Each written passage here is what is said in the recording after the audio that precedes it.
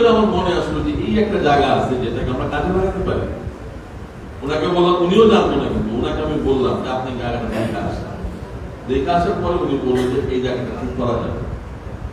এখন আমাদের যে পরিকল্পনা নজরুল সিটির জন্য এই ছোট 2টা কাজ, এটা হলো টেস্ট কেস।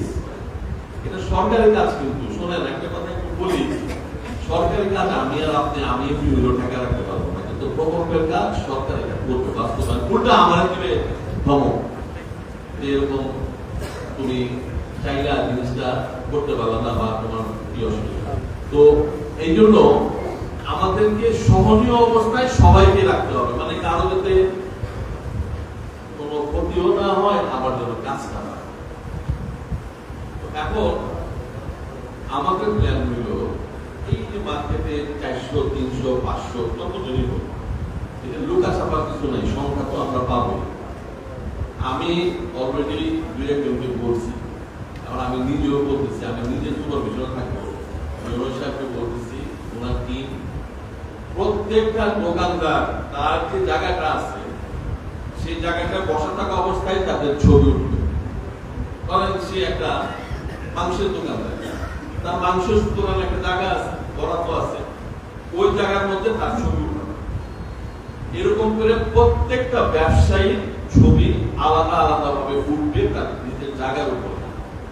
সেটা আবার একটা ভেরিফিকেশন হবে যেটা ঠিক আছে কিনা, এই ব্যবসায়ী এখানে ব্যবসা করতেছে কিনা। এখন যখন ছবি উঠেছে কেউ একজন দিয়ে পয়সা তার বিরাট জায়গা নিয়ে এসে ছবি উঠে এটা হবে অরিজিনালি যার জায়গা যতটুকু জায়গা, এটা বিঘার নিশ্চয়ই সেই জায়গাটুকু মাইপে সে তার বিজারা নেয় নাকি, কিন্তু মাইপে বিজারা নেয়, তাই না? তো ওরাও থাকবে, পৌরসভার লোকজন থাকবে, জয়েন্টলি তারা প্রত্যেকটা ব্যবসায়ী ছবি উঠাবে, জায়গার ছবি দেবে। তো এগুলো তো ডকুমেন্ট, এটা কেউ সরাইতেও পারবে। এইভাবে যদি আমরা ছবি নিয়ে সব ব্যবসায়ীদের লিস্ট করি, এই লিস্ট অনুযায়ী আমরা যে জায়গায় তাদেরকে বিআরডিবির জায়গায় 2 মাসের জন্য যদি ব্যবস্থা করি, 2 মাস পরে যখন এখানে অ্যালটমেন্ট শুরু হবে, তখন অগ্রাধিকার ভিত্তিতে যারা ব্যবসা করে তারা আগে দোকান পাবে। এতে কি অসুবিধা আছে? আছে কি অসুবিধা? 2 মাসের জন্য আপনারা এইটুকু স্যাক্রিফাইস করতে পারবেন না? 2 মাস আমরা 2 মাসের মধ্যে দিন রাতে কাজ করে শেষ করে দেয়া, এই ছবি অনুযায়ী আপনাদের দেখনা বসার ব্যবস্থা করে দেব। কেউ ঠেকাতে। আরেকটা কথা উঠছে, শোনেন, আমি নিজে সৎভাবে চলি, সৎভাবে চলার চেষ্টা করি, রাজনীতি করি তো অনেক সময় অনেক কিছু করতে হয়, নিজেকে সৎ রাখার চেষ্টা করি। পৌরসভার ব্যাপারে অনেক দুর্নাম আছে, আপনার সামনেই বলতেছে। পৌরসভার কোন কর্মকর্তা কর্মচারী এই দোকান ডেভেলপমেন্টের সাথে জড়িত থাকতে পারবে না। আমি ওনার সাথে কথা বলবো, একটা ইন্ডিপেন্ডেন্ট বডি করে দিব আমরা, একদম ভালো একটা, দরকার হলে নাগরিক কমিটি যারা আছে ওনাদের মাধ্যমে একটা ইন্ডিপেন্ডেন্ট বডি করব। তারা মিলায় দেখা বসাবে লোকজনকে এবং অগ্রাধিকার ভিত্তিতে দিবে। এখানে ওই যে অমুক টাকা নিয়ে নিবে, অমুকের দিবে বলে টাকা নিবে, এগুলা হবে না ভাই, এগুলা একদম হবে না। আপনারা কনফার্ম থাকতে পারেন, নিশ্চিত থাকতে পারেন।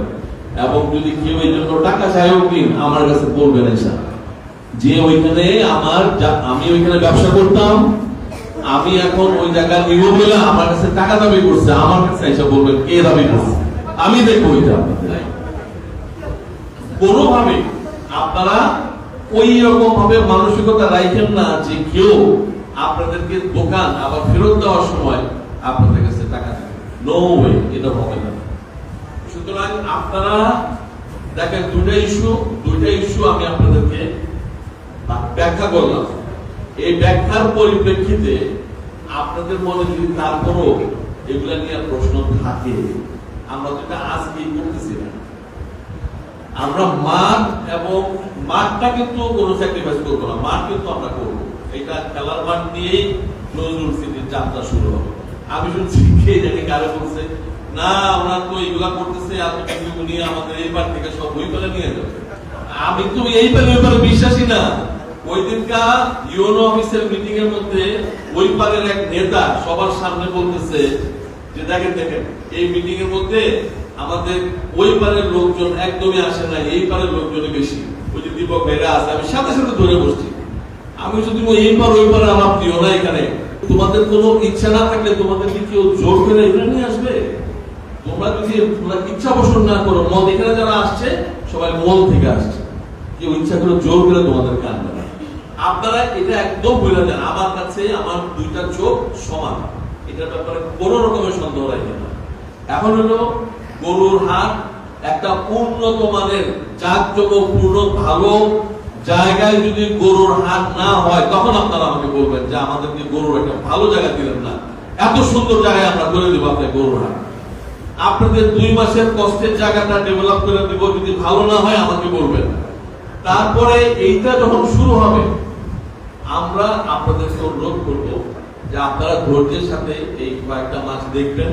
এটা আমি এক্স্যাক্টলি 2 মাস বা 3 মাস হবে এটা জানাই দিবেন, কিন্তু আমি আপনাদেরকে বলতেছি অল্প কয়েকদিনের স্যাক্রিফাইস করবেন, আমরা একটা জায়গা সুন্দর করে গুছিয়ে দিব আপনাদের। দয়া করে এইটার ব্যাপারে আপনারা সবাই একমত থাকেন।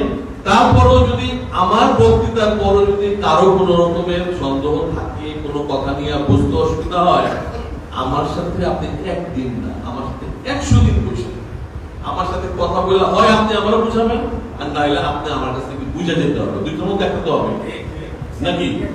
হয় আমি আপনার কাছ থেকে বোঝার পরে আমি সিদ্ধান্ত পরিবর্তন করব, আর নয় আপনি আমার কাছে বোঝার পরে আপনি আমার লাইনে চলে আসবেন। দুটোর মধ্যে একটা তো হবে। সুতরাং 100 বার রাজি আছি এগুলো নিয়ে কথা বলবো, কোনো অসুবিধা